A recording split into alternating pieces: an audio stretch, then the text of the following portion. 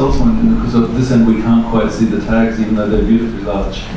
Thanks, Ajit. Hi, I'm from Singapore, and actually I represent the Conservatory's evil other, the university, where research is and where there's funding, where all sorts of evil things come about with doctorate programs and research and publications, and people are sent to hell for not publishing enough so that they never become assistant profs and associate profs and full profs. Well, that happens with us as well, don't worry. Okay. I think in the work that we've been doing at the National Institute of Education, because that puts us in a rather strange phenomenon, hosting music, art and drama within the university, and then having to account for the way in which practices lend themselves more easily, as Kenneth Burke puts it, between virtuous conduct and virtuous sentences. And if there is a way in which practice-led research can then become a sort of reshaping of the research question, then at least we could look for ways in which research then continues to live and allows traditions to live by taking on board archaeologies of knowing. I speak because one of our communities of practice called the Wind Ensemble has been residing in the National Institute of Education, ironically, for the last 37 years, making it one of the longest serving institutional music making ensembles besides the police and the armed forces. And so we've been able to find in the most dangerous of places the most safe and sacrosanct space for music making. And so I wonder, when we look at these difficult times where the Conservatory seems to look rather anxiously over a changing finance scape, as Appadure calls it, perhaps we should be asking, when we get to that specialization, how soon should we begin making music making and the practice of it subsistence in people's lives, not surplus for requirement?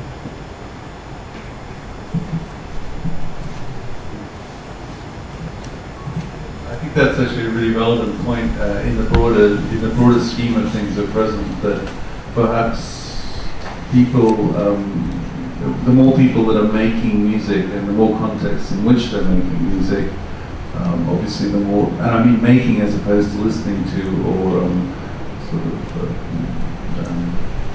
what's the word, digesting, no, whatever, music, consuming, thank you, what else is it, yes.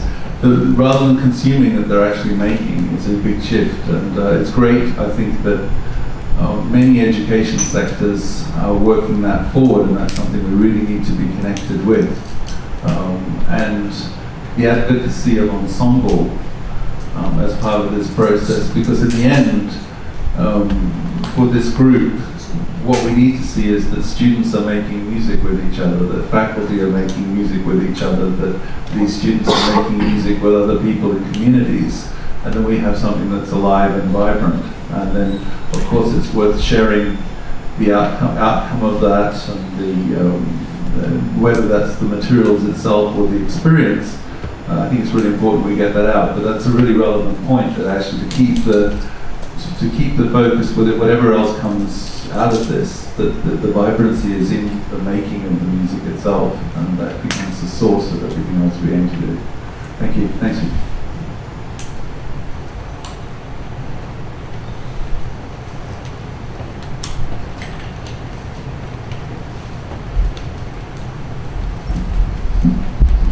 Good morning. My name is Chaipuk Nakara, and I'm from Pioneer University, the city in Chiang Mai, Thailand, Northern Thailand. When I was asked to come to attend this conference, I have some question to myself. What am I going to get out from this meeting? And I'm sure you all have questions the same too. And I want to just come here and then know many people, get many cards, many brochure, and go home and active for a week and nothing after that. I think it's very wonderful idea, and that we want to do and know each other. and want to do many things together. I think wonderful if we can exchange teacher, exchange students project, exchange teachers project. But I think we need someone or a center that maybe have a mail to us every now and then, or have a website that we can share. Like maybe we have a pool of name of teachers that we would like to have them exchange with others in that year or in these couple of years. And we have this, like maybe we have someone very good at jazz, someone very good at composition, someone very good at musicology, and then we know. And then of course we have more than the others, and the other have something that we don't have. And we can see, or even student composition, or a festival or something. So if we have a center that we can have access to, or even a letter to us to let us know. I know it's a lot of work for us on doing this, but I think it's going to be very good for us to keep connecting each other. Because otherwise we see each other once a year, and I think maybe it's not enough, and maybe next year somebody else sitting on that chair, and then you cannot connect. I just want to check. Thank you. Actually, that is in fact the huge difference between last year and this year, is that we have a centre. In that there's an office now in Mahadong, which can be devoted to supporting taking this forward on an ongoing basis, and that's really already why there are so many more people around the table today than we've had before. So clearly we want to build out from that to have websites sorted out, to have potential, we're discussing potential publication routes or e-publication routes and so on, or sharing and disseminating knowledge. I think one of the things to suggest for this meeting is to try and get that everybody has established at least one exchange of something with one other definite institution at a definite time in the next 12 months, in the next 2 days. And because what you get is a network of connectivity. And just in terms of awareness, 2 areas. One is there is now a really interesting global network for activities that are going on within the music world, and that's the University of Cambridge Centre. Gosh, it's got an awful name. Jenny, can you remember it? Sorry. CMC. Center for Music. Something. Sorry.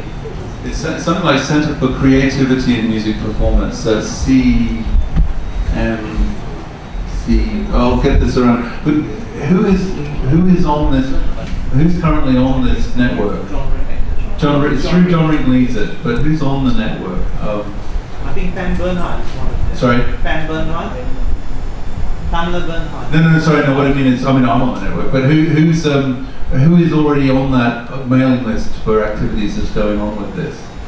Because it's quite extraordinary, the change that's been made globally with this in the last 12 months by that simple website, which is a mailing list. So in fact, if you've got any event on that has got an international market or audience, and it's to do with performance and performance research, you can use that network to get the information. Yeah, thanks. It's Musical Performance as Creative Practice. Center for Musical Performance as Creative Practice. You got the website address? www.cmpcp. That's it, CMPCP, that's right. Yeah. .ac.uk. But it's an easily accessible website, and just to see the materials that are coming up through that website is actually a really useful one to know. And if you don't know the AEC website, it's also worth looking at, because there's a lot of general information available there, which is worth.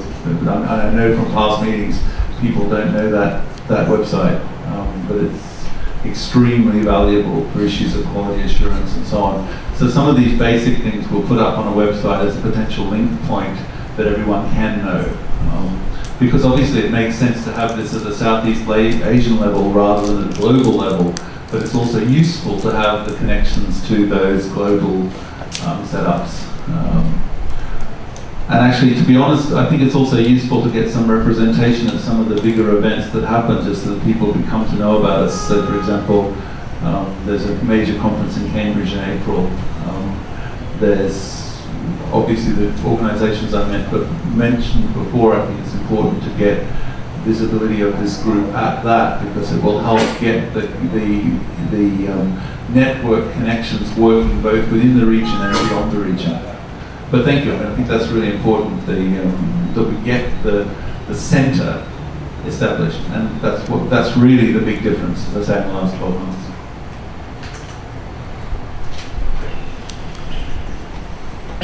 Hello, I'm Denny. I'm the Dean of Conservatory Music at Advanced University, Thailand. Well, thank you for having us here. And I see the 5 lists there, and I'm interested in curriculum, and I would like to know how you all do your curriculum, and I hope to learn more about your institutions. I wish in the future, if I don't know if it's possible or if this will be the focus of the SEADOM, that we could perhaps have curriculum guidelines, maybe something similar to an ASN, or maybe in the future some sort of accreditation from SEADOM. I think that would be very helpful. I wish for a peer, peer review of music institution, instead of review from our Ministry of Culture or Ministry of Education, which they know nothing about music. So maybe we could work something towards that. I hope, but I guess that would depend on everyone else. Thank you. I mean, curriculum was clearly an important topic for some people, and one of the things we wish to discuss tomorrow out in the countryside, so we can have as much fresh air in the room as we can. But let's certainly look at that. What I think, given the diversity of what we've been seeing, one way to look at curriculum is to look highly generically at first, so that it works for everyone. So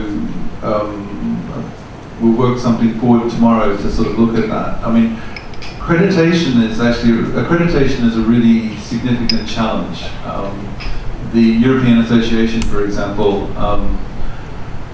now advises people at an accreditation level, and they do some accreditation within their area, but it's taken them 20 years to build that. So we can learn from that, and I think it could be extremely interesting. But the diverse practices here are going to make life challenging. What has been really interesting at the first stage of that in Europe was to get peer reviews of curriculum. So maybe 2 visitors from other institutions coming and looking at what was being done. And this is where this transparency thing becomes really interesting. In other words, do you do what you say you do? And is what you say you do, and is what you do relevant in your context for your students and in your community? So it really gets people to look honestly at what's relevant. But of course, this thing of dealing with national agencies by having an international expert organization is incredibly useful. So if we can build that, it'll take time, but it could be really interesting. And also, if it's done within the region, it's likely to find new practices rather than old. I just wanted to mention that the survey and I'll put this in the the survey that I asked everyone to fill out, we got almost 30 responses, and I'm just using Professor Yostis as an example of what was a response. But what we're going to be doing is taking those survey results and putting them into an Excel file like this. As you can see, I've done one with the help of Dr. Lindsay, because I know nothing about Excel. I'm terrible at it. But eventually, hopefully within the next week or two, this will have everyone's responses in it. And of course, if you know how to use Excel, you can sort through them and arrange them however you want to get the information that you want. But it will have obviously all the questions that we had asked for in that file. So instruments, journals, paper journals, college programs, etc. Just want to mention that. That will be coming as soon as I can do it. So hopefully in the next few weeks.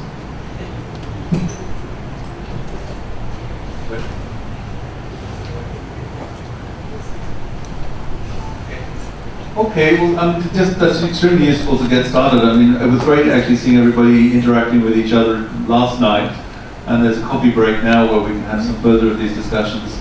And we do have some thoughts about how to sort of develop it over time, but also